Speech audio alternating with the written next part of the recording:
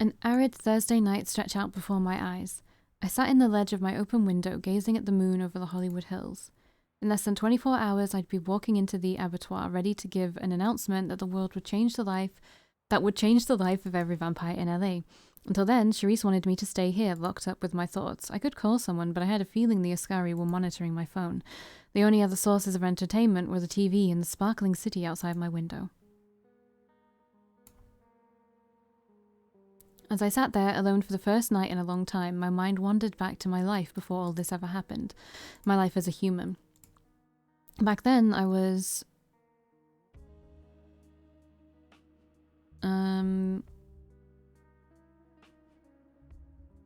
depressed on most days, struggling to find meaningful things in life. There was one question I'd never managed to escape from, no matter how hard I tried to push it away. Was anything really worth it? Was there a point to suffering through so much stress, so much exhaustion, so much helplessness every single day? More often than not, the answer was no. I kept struggling on, but sometimes the thought of letting everything go would wash through my mind.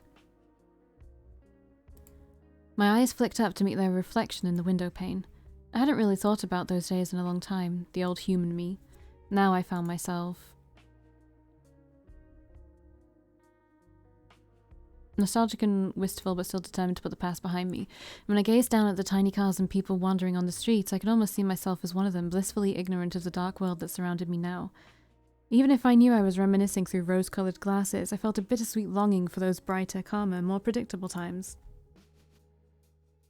But there was no going back. No matter how much the past continued to weigh heavily on my shoulders, one day I knew I'd find a way to leave it behind forever. A knock at the door interrupted my thoughts. I rose from my chair and strode over to answer it, wondering if an agent had finally come to get me. Heath!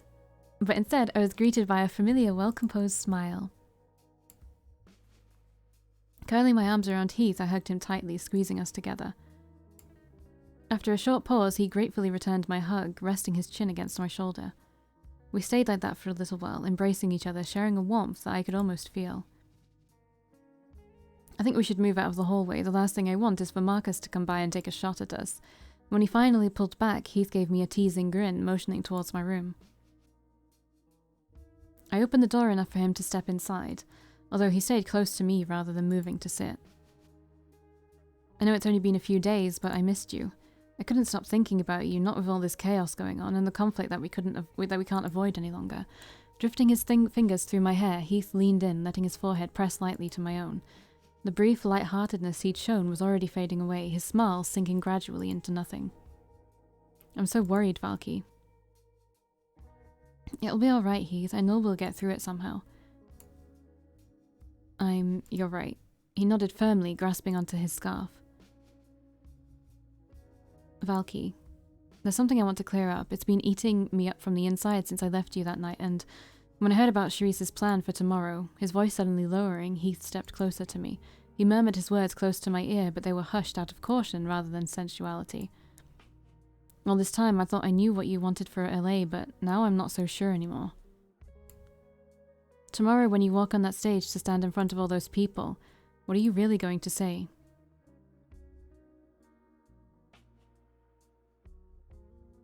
I don't know yet.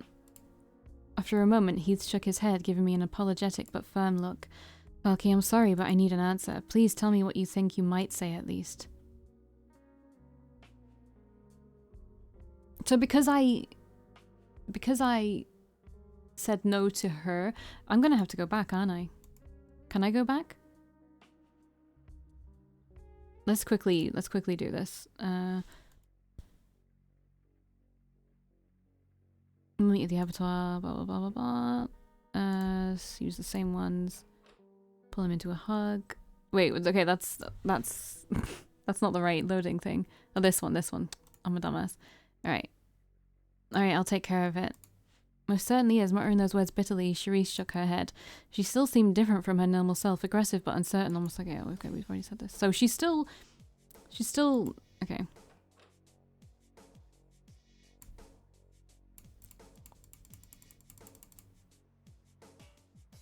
It's not exactly a healthy attitude.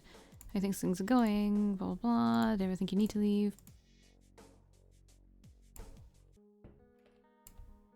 Wait, this is the pull hog.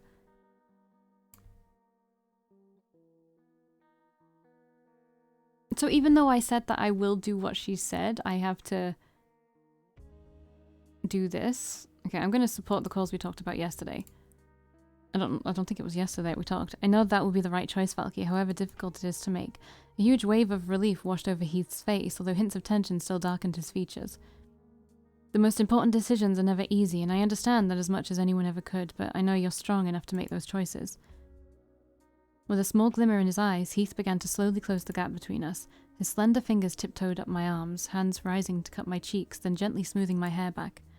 As he gazed at me intently, I thought I glimpsed that glassy, distant look on his face, even though he hadn't injected anything. Let's see these options. I don't like them. Embraced him tightly. Throwing my arms around Heath's back, I hugged him tightly, squeezing his slender body. He nestled his face against my shoulder in response, clinging onto my jacket. It almost felt like I was embracing a glass figurine, ready to break at any moment if I pressed him more tightly. This will be our last night here, won't it? After what you say tomorrow, we'll have to find somewhere else to stay. Somewhere you can gather your followers. He whispered words brimmed with anticipation, but there was a flicker of hesitation in his eyes, as if leaving the hotel wasn't so easy for him after all. But you know, if I'm remembering right, isn't there a movie we still have to watch? I thought you'd never ask. Well, I'm asking now, and you're accepting, aren't you? With a light, teasing laugh, Heath moved over to my TV, picking up the neglected videotape. After he set up the movie, we flicked the lights off and curled up together on my bed, nestling cozily under the covers. It felt like the first time I'd done something just for fun in a while, and maybe for that reason alone I almost forgot where I was. I could tell Heath was enjoying himself too, a peaceful smile lingering on his lips as he watched the screen. He seemed so warm, so playful, that it almost reminded me of the first night he'd visited my room. But even as we laughed and shared our thoughts, engaged in each other almost more than the movie, the tension never completely vanished, and now as we spent our last night in this place together, so different from the way we started, I had to wonder if tomorrow wouldn't see everything come to an end. I'm going to quickly go back and see the other options. Okay, the other option was fine. It was just, I don't know, I liked the other option better, so I went with it. The next night, I woke up with a knot in my stomach. It was a sharp, gnawing feeling that wouldn't go away, not even as I climbed out of bed to get dressed. That feeling was worry. Something bad would inevitably happen tonight. I couldn't help from worrying about my fate, the fate of everyone I cared about. Everything was up in the air. When I finally prepared myself physically and mentally, I decided it was time to go. I made my way to the door, stepped outside, and gave my room a final look. Glanced back at the empty room. For a moment, I travelled back in time to my first night, when I stood in a daze on this very spot. Now here I was, about to leave for what might be the final time. But there was no point in dwelling in nostalgia. Downstairs in the lobby, Sharice's agents were waiting for me. From their tight-lipped, intense stares, they seemed to feel more anxious than I was.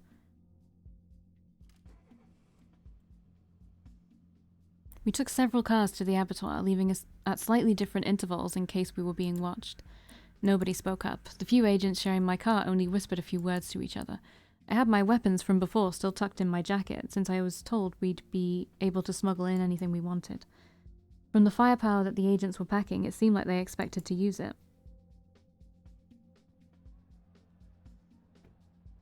We pulled up a block away from the abattoir and I followed the agents towards the front entrance. I noticed a few humans trying to get inside the club, only to get swiftly rejected by the bouncers. But as soon as we approached, they let us inside, swinging open the door with a foreboding creak.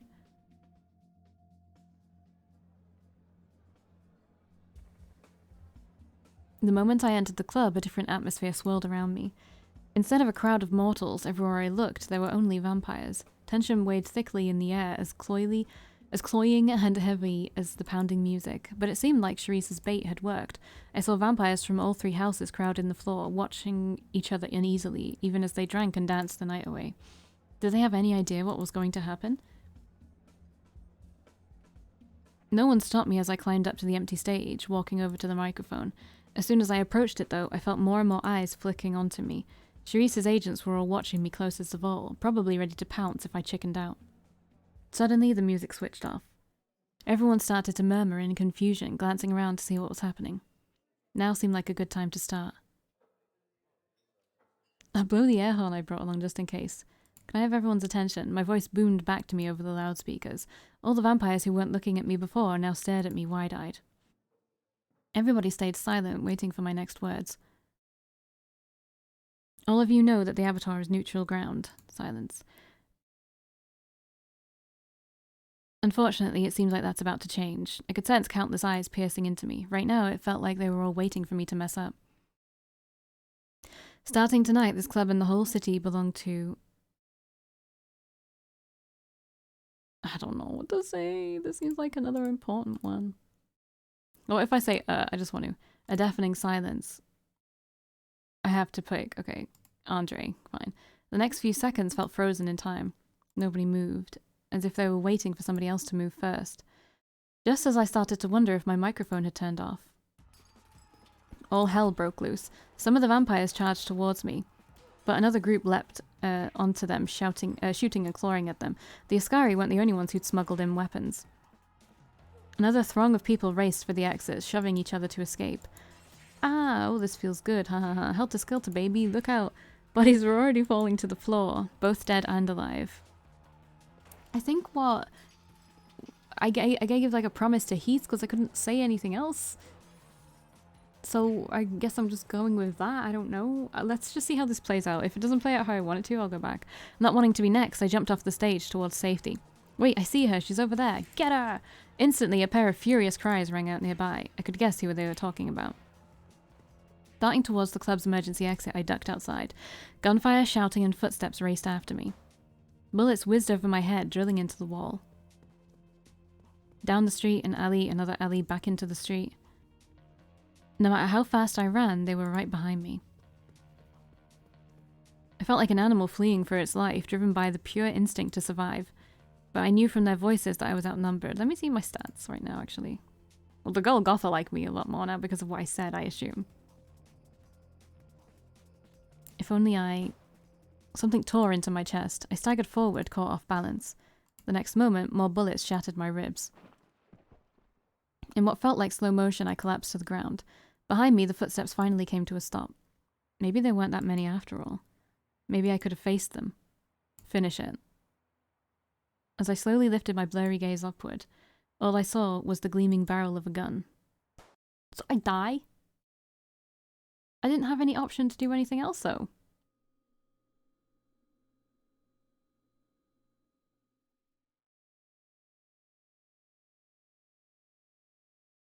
I'm missing two. Oh, that's the that's the sex scene. That's awkward. Oh, I get to see these in their fullness though. I really like it. I really like the art style. Like, I really like how Heath looks. I think Heath is so pretty.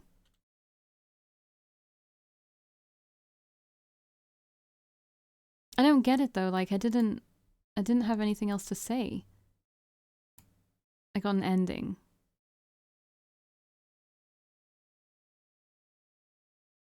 I got common disposed. Common sorrow of the world worketh death. What? I didn't get any. Wait. Heath IV locked by Heath II. What? Locked by Heath 3. So that's locked. What? I don't know what I'm supposed to do here. Where is it? Oh, here.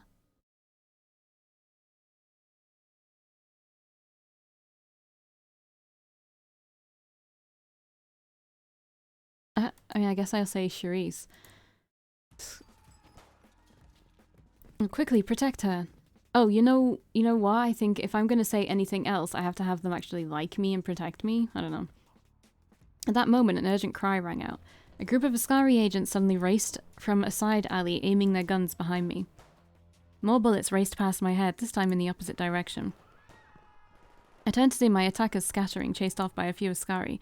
It looked like they might have been Mavar. Were they Randall's? I apologize, Valkii. The agent walking up beside me offered a grimace, shaking his head. We secured the club just as you left, but not before the enemy escaped. Where you saved me, whatever. Of course, but the operation could have been handled more smoothly. Clearing his throat, he motioned towards the main road.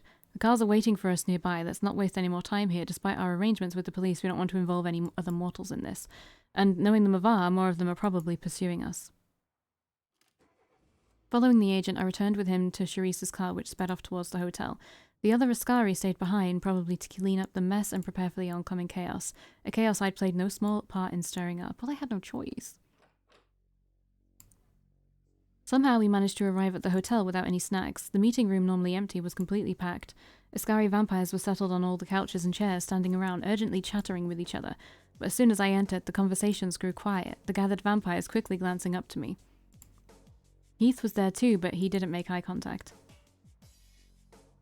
Oh, Valkii, I'm glad you managed to arrive unscathed. Sharice rose from her seat, giving me a stiff nod. Her voice was a little firmer and more commanding than normal, maybe because she had an audience. Well, I think you got the effect you wanted. You certainly did, and I applaud you. As I expected, it only took one last push to bring everything to a head, and we had to be the ones to make it. Stepping up beside me, Sharice turned to address the attentive group.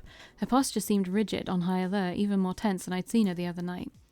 Most of you already know the plan for tomorrow, but for Valky's benefit and yours, I'll repeat it. After nightfall, we'll bring our forces to the Mavar's only sanctuary near Hollywood. Depending on their response, we'll either escort them outside the city or engage in combat.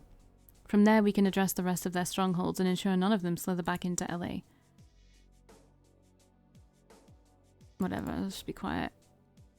I've reached out to Andre, who says he'd be willing to make a last-minute compromise. In exchange for some capital and a promise of safety, they'll leave the city without joining the conflict. That is, if you pardon my candor, the most foolish idea I've ever heard. From across the room, a refined-looking man suddenly called out to us. Excuse me, Dante? We all know how ruthlessly self-serving Andre is, don't we? He's probably already offered the Mavar a similar compromise. To think that he wouldn't betray us is pure idealism, Sharice, and quite unlike you. Sharice seemed to twitch slightly, her eyes narrowing at his remark. Beyond that, I think quite a few of us would find it cathartic, shall we say, if Andre had a permanent home in his graveyard. Wouldn't you agree, Valkii? Yes, there's a definite chance Andre would betray us. There you have it, Sharice. Dante leaned back in his chair, smirking contently. Even your favourite agent thinks you're mistaken. Are you going to doubt her judgment too? I don't know, actually. Maybe we should have tried. I don't know, because I don't... Honestly, you never get enough time with him. If you deny him instantly, he's like, get out of here. I no longer wish to speak with you. So you never actually get to see any of his motives or whether or not he's a liar or not. You just have everybody else telling you he's a liar, and he might not be a liar. I don't know. A few murmurs drifted around the room, most of the Askari nodding in agreement. If that's the popular opinion, then it's my obligation to represent it. We won't negotiate with the Golgotha, and so we must be prepared to deal with them tomorrow as well. Some scattered applause followed Sharice's statement. I noticed Dante studying me from his chair, stroking his thumb thoughtfully along his lip. Finally, there is one last matter we must discuss. Let us decide how we'll deal with the remaining rebels, as well as Andre and Randall. Sharice's attention shifted from the group to rest on me, her eyes grim and intense. We were debating this before you arrived, Valkii, but our votes were too divided. As someone who spent time with all three houses and their leaders, I think you're qualified to break the stalemate. How do you believe we should proceed once the conflict's over? We can force the remaining vampires to join us or leave, put the leaders on trial, or authorize the use of deadly force against them. Let them all join us or leave the city. And you're certain of this, Valkii? No, but it seems like the best possible option. As soon as I replied to Sharice's question, the gathered Askari started to murmur in both approval and disagreement, but even the ones who disagreed didn't offer any protests, only shooting me a few dirty looks. Sharice's expression didn't betray what she thought of my choice. She only gave me a sharp nod, adjusting her glasses with a steady exhale. Then everything is settled. Tomorrow we'll be restoring Los Angeles to a safe place for our kind. The clamour settled down, all eyes returning to Sharice. A final word of note, the hotel will be heavily guarded tonight, even throughout the day. I don't recommend attempting to leave. For all our safety, I've instructed the guards to refuse anyone entry or exit. Your rooms have all been prepared, so please enjoy a restful sleep knowing you have all supported the right choices for LA's coven. With a last smattering of applause, the Askari began to disperse, rising from their seats in groups. A few of them congratulated me as they walked past, patting my shoulder or shaking my hand with two bright smiles. You're quite an interesting woman, aren't you? Just before he stepped into the hall, Dante murmured smoothly to me. To rise so far in such a short time, I wonder what kind of sordid things you must have done behind the scenes. Just remember, Valkii, what goes up must come down. Smile silently. With a last cool chuckle, he slipped outside after the others. There didn't seem to be a reason for me to stick around, so I started to follow him, until I noticed Heath was gone too. Curious, I asked Charisse if he'd left. She told me he should be up in his room, but when I checked, there wasn't any sign of him. After I reported back to her, Charisse ordered the guards to review all security tapes and even helped me search around the hotel for him. The cameras had last seen Heath heading upstairs, but once he'd gone inside his room, he disappeared. His window was locked from the inside and there weren't any other exits in the room. Without a single trace of his presence to give us a clue, inside or outside the hotel, we were left completely stunned. It was almost like he'd just vanished.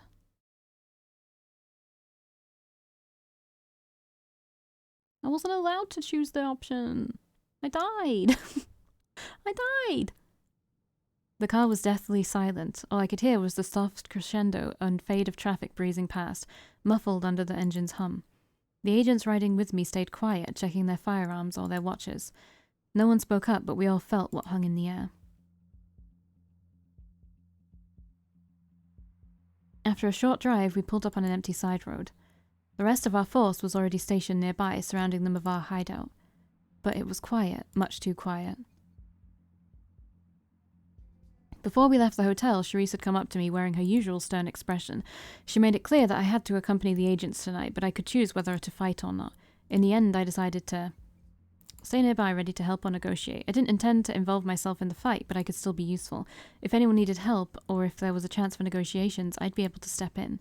And one of those things had to happen. Valkii. Charisse's agent stepped past me, giving a sharp nod. We're heading in. Nod and follow him. I followed the agent into the alley where more Iskari were crouched and hidden in the shadows. Earlier tonight, one of Charisse's assistants had injected us with some kind of strange, potent serum. Apparently it helped to mask our scents, even from each other. I didn't know what was in it, but it seemed to work. All I could detect was the muddy presence of the others nearby, too faint to pick out individually. But the rebels, where were they? We'll wait 5 more minutes. Addressing us in a whisper, the agent motioned towards the hideout's entry. If they don't show before then, we'll force the door open and raid the interior. The others nodded, shifting in place. Even though they were trained agents, I could sense their uneasiness. 1 minute passed, then 2, then 3. Did I get rid of the... I did get rid of the... damn it. I got rid of the... what's it called? The Andre save. Oh well. No sign of the Mavar, and the Golgotha didn't show up either. As the Iskari started to shuffle impatiently, the leading agent took a step towards the door. But he froze halfway, going rigid. I strained my senses, trying to pick up any new scent, and felt something approaching at unnatural speed. Here they come. All the agents instantly stiffened, searching for the source. I felt them from all directions at once, like a circle closing in, and yet there was no sign of them until... Shapes sprang out from everywhere. From the rooftops, from the sewer entry, bursting through the windows and racing off the street to surround us. Within seconds, a cataclysmic fight exploded in front of me. All I could see was gunfire and streaks of blood. Everywhere I looked, corpses were already falling, pools of blood splattering on the asphalt. I'm just looking at this again. Yeah, choosing who you side with, basically, or whatever, gives you such a huge boost. I guess it wasn't enough for the Golgotha. Maybe you need you need it to go over half or something. I don't know. Everywhere I looked, corpses were already falling, pools of blood splattering the asphalt. Shrieks and howls blended into one constant roar, and the stench of death clogged my senses. Unlike the club, no one targeted me. They were just charging the first enemy they saw. But the deaths were too fast. Bullets shattering skulls, claws ripping open throats, brains smashed into the ground. Blood splattered my face, my clothes, as the carnage around me raged on and on. You'd think Heath would want to fucking see me, but I guess not. Help me! A hand weakly grabbed my legs, fingers scrabbling against it. I looked down to see a vampire who charged in with us. But his chest was torn open, and through his shattered ribs I could see an unbeating heart. Grab him and pull him to safety, why not? I bent down to snatch up his arms, trying to haul him out of the fight. As I hurriedly pulled his body towards the wall, our gazes suddenly met, and I saw his mouth trying to form words. Why? Blood drooled from his lips, eyes wide and stupefied as they stared into mine. Why aren't you fighting? If you fought with me, maybe have lived. Doubt it. I fucking doubt it. I watched as his torn body convulsed, fingers tearing at his own exposed fat and tissue, until he suddenly stopped, his dull, lifeless eyes still fixed on my face. The air blended into a cacophony of laughter, roars, and screams, gleeful and horrified, like sounds rising from hell. Some vampires had already given up, turning tail and fleeing for their lives. Others were trying to claw their way to safety, only to get cut down before they could escape. Each time I blinked, I saw a different body falling down. More and more piling up on the ground in heaps of entrails, shattered bones, crushed organs. Dead friends, dead enemies, and corpses beyond recognition. But in death, all of them looked the same.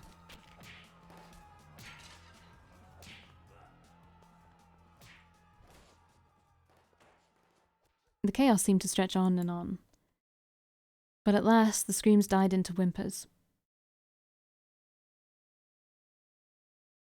In reality, the fight had only lasted a few minutes, even though it seemed like forever. But because of our monstrous natures, the results were horrific. All around me, dead vampires covered the ground, headless, limbless, or with their hearts cut open. The stench of their blood permeated the air, belching out from their open wounds. Slowly, I realized that we'd won. There were more Askari still alive, some groaning and shuddering on the ground, others helping tend to the fallen.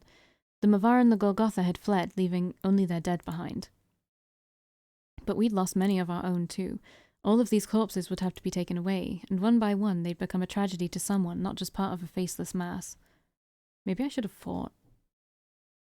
Just as I finally stumbled away from the sea of bodies, a human passed by the alleyway. He froze mid-stride, staring down at us, at the mangled bodies littering the concrete. The moment seemed surreal. I almost expected to jolt out of a dream from anesthesia in a dentist's chair, to realize everything that had happened since the night at the club was one long, bizarre delusion, and I was back in the normal waking world. The man's eyes met my own. His pupils, like two TV screens switched off, held a blank look that had to be pure, abject horror. Or so I thought, until he shrugged and continued on. At first, I was stunned. It was like the horrible sight hadn't affected him at all. But after a moment, I realized why the man hadn't shown any reaction. He must have thought he'd wandered past a movie set, and somewhere there were eagerly rolling cameras panning slowly across the bleeding corpses to capture every cinematic drop. Because after all, this is Hollywood. I knew I was going to say that.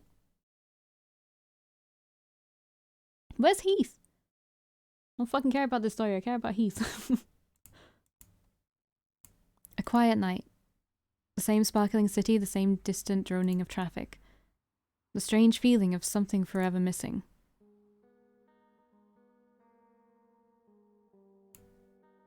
Cherie stayed silent, gazing down into the far-off streets. It was unusual for her to be so quiet, but tonight she seemed lost in thought, as if something dark was weighing on her shoulders.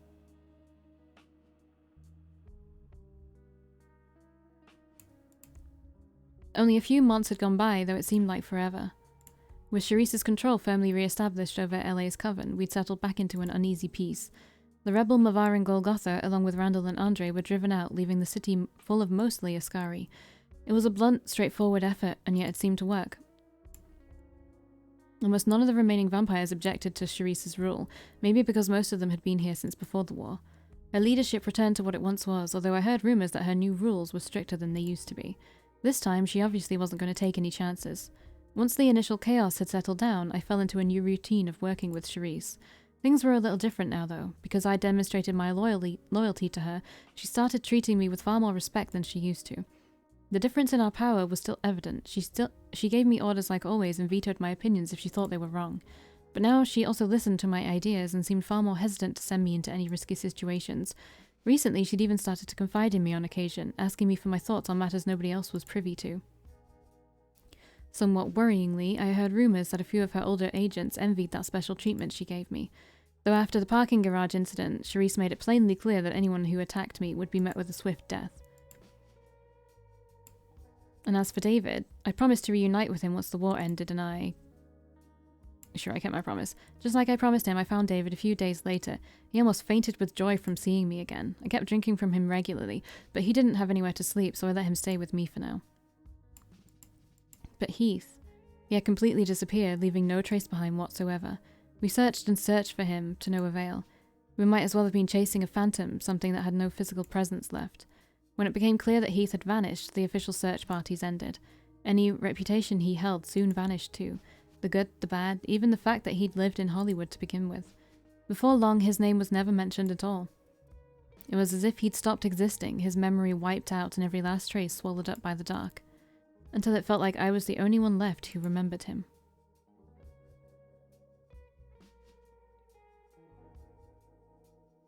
Do you miss him, Valkii?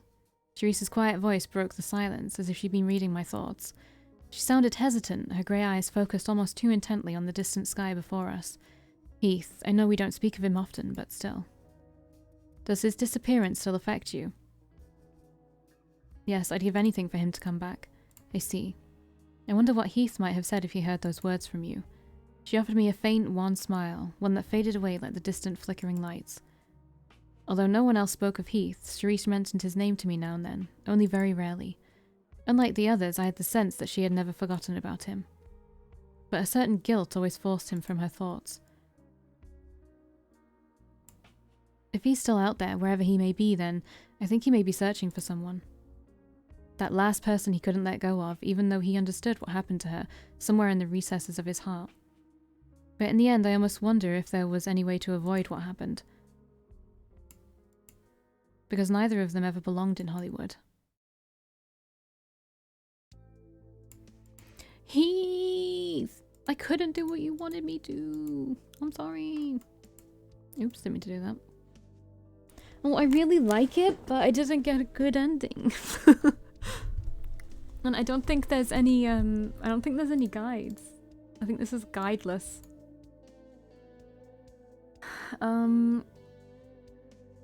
I don't know, let me have a look. Guides. Let me have a look. Basic ending guide. So the common... So I got both the common route endings, I guess. Failed to get away from Lazarus in the sewers, which is the common end one, which I thought. And then the common end is the announcement. Side with a faction you don't have enough reputation with, which makes sense. Heath routes.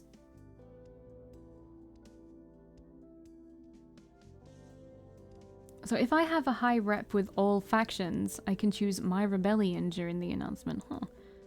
Side with Sherese, which is Heath's number 2. Side with Andre at the announcement.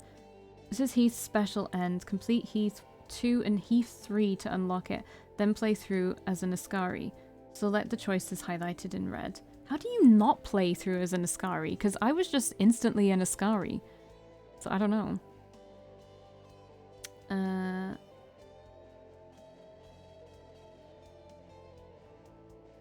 So I need to get the Andre one.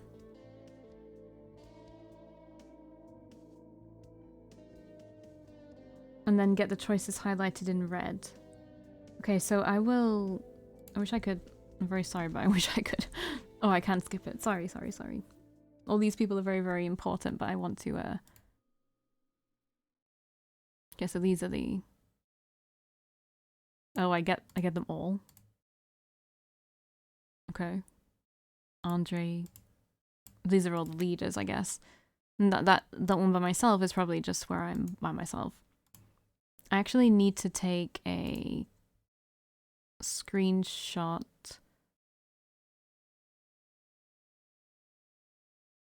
of this.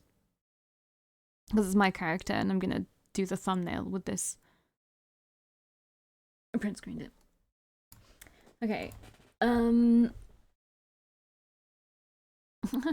My Heath. Oh, I just wanted to protect him. Alright, let's have a look at my loads. What's this time? Okay.